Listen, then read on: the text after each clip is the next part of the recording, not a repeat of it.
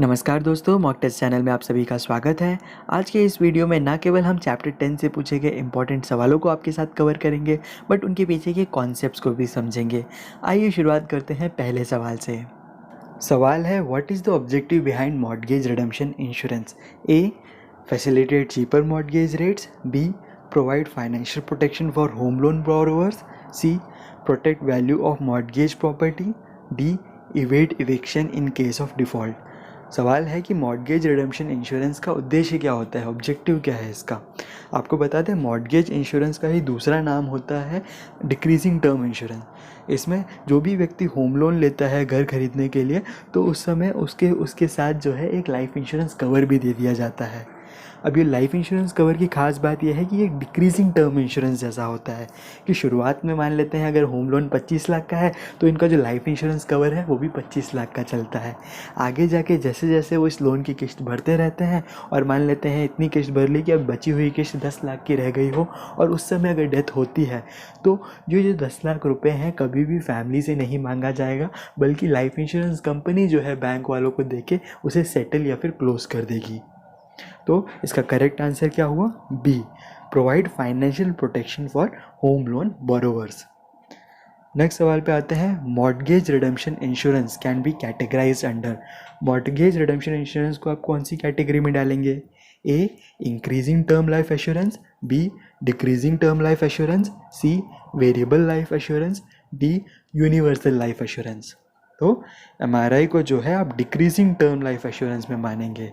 खास बात इसकी ये रहती है कि नॉर्मल टर्म इंश्योरेंस की अपेक्षा इसके प्रीमियम्स थोड़े कम होते हैं, क्योंकि यहाँ पे नॉर्मल टर्म लाइफ इंश्योरेंस में भले साल पहले पे डेथ हो या साल 50वें में डेथ हो, जो टर्म लाइफ का कवर देना होगा वो तो बड़ा अमाउंट होगा। वहीं पे यहाँ जो है डिक्रीजिंग होने के कारण धीरे धीरे इंश्योरेंस कंपनी का जो रिस्क एलिमेंट है वो कम होता चला जाता है कि वहीं पे अगर पहले ईयर पे डेथ होने पे 25 लाख रुपीज़ देने पड़ते, अगर मान लेते हैं 15 साल बाद डेथ हुई तो केवल 5 लाख रुपीज़ देने पड़े। और इसका पूरा का पूरा फ़ायदा वो जो है जो व्यक्ति पॉलिसी होल्डर होता है उसको देती है, उसको जो है कम प्रीमियम चार्ज करके। नेक्स्ट सवाल पे आते हैं, which of the below losses are covered under keyman insurance. Keyman insurance के अंदर कौन से लॉसेस कवर्ड हैं इनमें से? पहले कीमैन इंश्योरेंस क्या होता है ये समझ लेते हैं। जब भी कोई बड़ी बिजनेस कंपनी अपने आप को लॉन्च करती है तो उसके साथ ही साथ कीमैन्स को डिक्लेयर करती है। अभी कीमैन होते हैं, इनके सीईओ हो सकते हैं, चीफ ऑपरेटिंग ऑफिसर हो सकते हैं, और साथ में बड़े बड़े ऐसे अधिकारी जिनकी अगर असमय मृत्यु हो जाए तो कंपनी को बड़ा लॉस हो सकता है, उन्हें डिक्लेयर कर देती है और उनके नाम पे जो है इंश्योरेंस करा देती है किसी लाइफ इंश्योरेंस कंपनी के साथ। तो अगर कल इनकी असमय मृत्यु होती है तो लाइफ इंश्योरेंस कंपनी एक बड़ा कवर इनको देती है। और आपको बता दें, ये जो कवर है ये फैमिली को नहीं मिलता है, ये मिलता है कंपनी को जिसको इन कीमैन के मरने के कारण लॉसेस होने वाले हैं। तो इस तरह के जो इंश्योरेंस होते हैं उसका कहीं ना कहीं इनके होने वाले लॉसेस को कंपनसेट करने में मदद मिलता है। वहीं पे कभी भी कंपनी को होने वाले एक्चुअल लॉसेस को कोई लाइफ इंश्योरेंस कंपनी कवर नहीं करती। जो भी अमाउंट पहले से डिसाइडेड होगा, मान लेते हैं 50 करोड़ रुपए का अमाउंट डिसाइडेड है किसी सीईओ की डेथ पे, तो वो अमाउंट को रिलीज़ किया जाएगा। हो सकता है कंपनी को एक्चुअल में 150 करोड़ रुपए का घाटा हुआ हो। तो इसमें से करेक्ट आंसर कौन सा होगा? A, property theft. B, losses related to extended period when the key person is unable to work. C, general liability. D, losses due to errors and mission. तो इसका करेक्ट आंसर है losses related to extended period when the key person is unable to work. Next सवाल पे आते हैं, Mahesh ran a business on borrowed capital.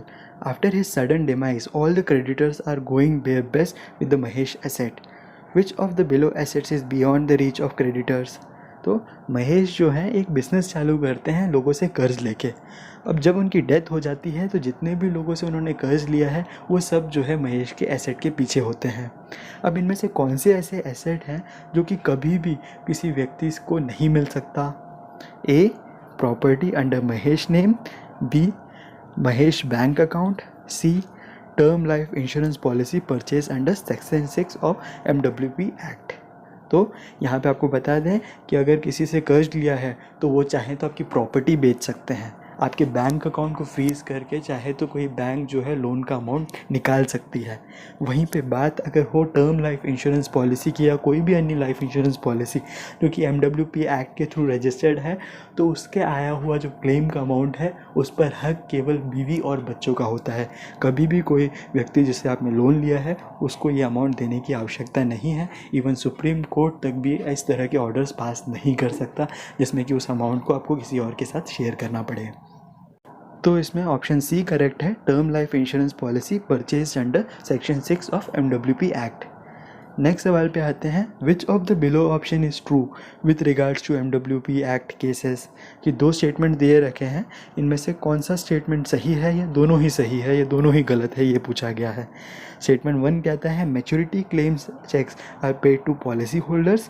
Statement 2 कहता है maturity claim cheques are paid to trustees. तो दोस्तों, जब भी आप किसी को MWP एक्ट के तहत पॉलिसी देते हैं तो इसकी कुछ लिमिटेशंस भी हैं। एक लिमिटेशन ये है कि जिस तरह से डेथ क्लेम पर हक जो है केवल बीवी और बच्चों को होता है, ठीक इसी तरह से मैच्योरिटी का जो क्लेम अमाउंट है उस पर भी हक सीधे बीवी और बच्चों को होता है। तो MWP एक्ट के तहत एक ट्रस्ट का निर्माण किया जाता है और इस ट्रस्ट के ट्रस्टीज़ होते हैं बीवी और बच्चे। तो मैच्योरिटी के क्लेम में जो अमाउंट आना होता है उसका चेक आपके पास नहीं आएगा बल्कि ट्रस्टीज़ के पास आएगा जो कि बीवी और बच्चे होते हैं। तो इसमें से कौन सा स्टेटमेंट करेक्ट है? डेफिनेटली स्टेटमेंट नंबर 2 जो है वो करेक्ट है। सवाल है, the practice of charging interest to borrowers who place their property as collateral but leaving them in possession of the property is called. कि ऐसी कौन सी प्रैक्टिस है जिसमें कि हम जब लोन लेते हैं तो हम उस प्रॉपर्टी में रह तो सकते हैं, भले ही उसकी कागजात जो हो बैंक में जमा हो, बट साथ ही साथ हम इसका इंटरेस्ट का अमाउंट देते रहते हैं। तो ये तो कोई भी होम लोन या प्रॉपर्टी लोन हो गया। तो प्रॉपर्टी लोन या होम लोन का ही दूसरा नाम क्या होता है? A security, B mortgage, C usury, D hypothecation. तो उसका करेक्ट आंसर है बी मॉर्टगेज। नेक्स्ट सवाल पे आते हैं, which of the below policy can provide protection to home loan borrowers. ये जो सवाल है आप देख रहे हैं कि मैंने आपको बताया अगर आपके कॉन्सेप्ट स्ट्रॉन्ग हो जाए तो अगर आपको सवालों को थोड़ा टेढ़ा करके भी पूछा जाए तो आप जवाब दे पाएंगे। अब बताइए कि इसमें से कौन सी ऐसी पॉलिसी है जो कि होम लोन बोरोवर्स को प्रोटेक्शन देती है? A life insurance, B disability insurance, C mortgage redemption insurance, D general insurance. मुझे उम्मीद है कि आप सही जवाब दे पाए होंगे। इसका करेक्ट आंसर है सी मॉर्टगेज रिडम्पशन इंश्योरेंस।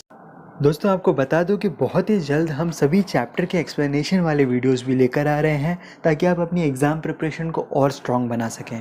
तब तक इन मॉक टेस्ट वीडियोस की मदद से आप अपनी प्रिपरेशन को चालू रखें। इसका प्लेलिस्ट का लिंक जो है मैंने आपको कमेंट बॉक्स में और साथ ही साथ डिस्क्रिप्शन में दे रखा है।